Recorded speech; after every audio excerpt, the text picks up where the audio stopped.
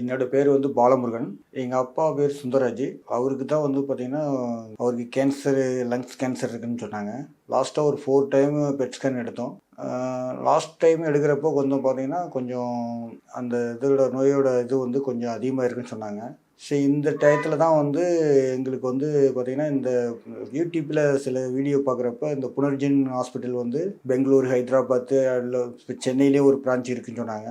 இப்போ எனக்கு கொஞ்சம் டைம் கிடைச்சனால நேற்று அப்பாயின்மெண்ட் வாங்கி இன்றைக்கி வந்து டாக்டரை கன்சல்ட் பண்ணியிருக்கோம்.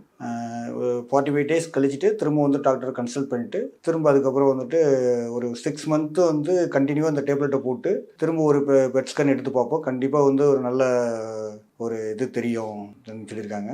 அப்பாவுக்கு வயசு வந்து 67. ஃபுட்டு இப்போ நார்மலாக சாப்பிட்டுருக்காருங்க சார். நார்மலாக இருக்கார், நார்மலாக நடக்கிறாரு, எல்லாமே பண்ணுறாரு.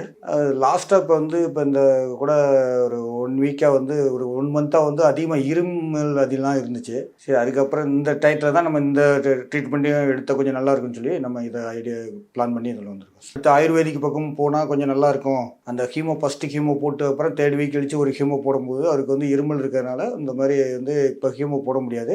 அந்த லங்ஸில் ஏதாவது அது என்னென்னா இப்போ டாக்டர் வந்து லாஸ்ட்டாக ஒரு 2 டேஸ்க்கு முன்னாடி ஒரு சிடி ஸ்கேன் பண்ணாங்க.